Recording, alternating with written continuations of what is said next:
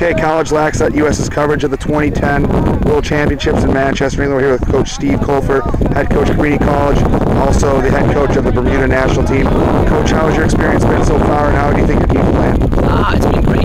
We just coming off our first win in national play against Denmark. We beat Denmark yesterday 11-8, so that was extremely exciting and rewarding for these guys. Some of these guys that have been with this program since the inception about 4 years ago. So that was exciting and well-deserved victory. And so now we're just doing a pre-game practice, getting ready for our 6 o'clock match tonight with Poland, who we will see again, who we saw in the first game of the tournament. And so we're looking to obviously improve upon our result in the first time against them. And so far, it's been great. The guys have been great. They've gotten better every practice, every game, and it's been a great venue. So we're really excited to be here and have enjoyed this opportunity. Now talk a little bit about where your players come from, their backgrounds, the age differences, etc. Yeah, it would be interesting to do our average age. We joked that we would try to do it. I think our age difference somewhere is between like 17 to 47 is the range of our players. So we have a number of different, we have a lot of native Bermudians who have picked up lacrosse by going to school in the States, either at the boarding prep school level or some at the U.S. college level. We have some expats from Canada and from the United States and so forth that have moved to Bermuda because of jobs or marriages or so forth that are on the island. So pretty much everyone on this team is on the island currently living. Not all were born in Bermuda, but are some way connected to the island, with the exception, I think, of 2 guys who were with us and have just recently moved off the island because of work and so forth, but are still connected to Bermuda because they were there for so long. So that's a unique challenge, and so forth, getting guys together and getting games. The first game that this team had played was the first game they had seen really against another side in a couple years. So that's always a challenge because they just play each other, because Bermuda obviously being where it is. So that has been unique, but they've been doing great and they've been working hard, so we'll take our shot tonight. Now, being an NCAA coach, obviously there's a lot of rule differences. Talk a little bit about that, and of course the way that the structure of the points goes. It's kind of it makes teams want to run the score up, and that can frustrate some people. Just talk a bit about that stuff. Well, the best thing they gave me was a sheet that basically had the international rule and the NCAA rule and how it was different. So that was the first thing. That's been my Bible here all week, and it's been helpful.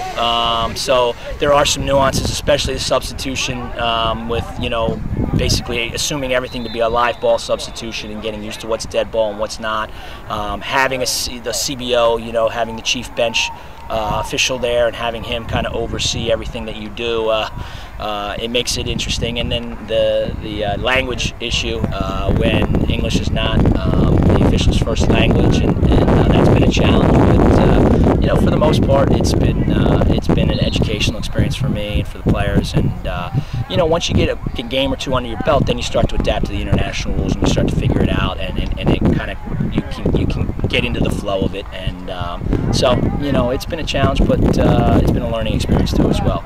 In terms of the points and scoring, obviously I don't make it's a tough situation. You put coaches in because they want to do what's right and be sportsmen and not rub goals in someone's face who's already pretty much defeated. But the tournament says, when it comes down to it, you advance or don't advance on goal differential.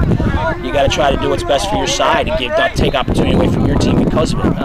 Hopefully going forward, it's something that maybe have a chance to revisit or rethink. And there's some other tiebreaker rules out there that may be better suited for that, especially for some of the younger emerging countries, and not to discourage them from coming back to this tournament because they felt like they just got scores run up on them and so forth. But I can see both sides of it, and it's tough. And we've been fortunate that we haven't been on the wrong end of that so much in that situation yet. So now going back to Cabrini College, you guys just had attacker Casey Rubin draft at the MLL. Talk a little about that and what's going to come up for the 2011 season and beyond. Casey got drafted. I think he was the 43rd pick overall in the 8th round by Chicago, and when I left the States, he was kind of still in the practice squad, and so we'll see what happens. He's just looking forward to having an opportunity. He was a hell of a player for us, all-time leading scorer, 2-time All-American. He was a first-team All-American kid this year. So, you know, obviously we're excited for him and his future. Disappointed that he only got to play 4 years for us and we don't get to get an extra one there too. But that's how it works. And so 0-11, we bring back a strong group. 8 out of 10 starters are back. We had, I think, about 22 freshmen this year's squad. 5 of them at the end of the year were starting. So, you know, I think we have a good young core who's coming back. We'll try to be a little bit stronger in the sum of our parts with losing Casey.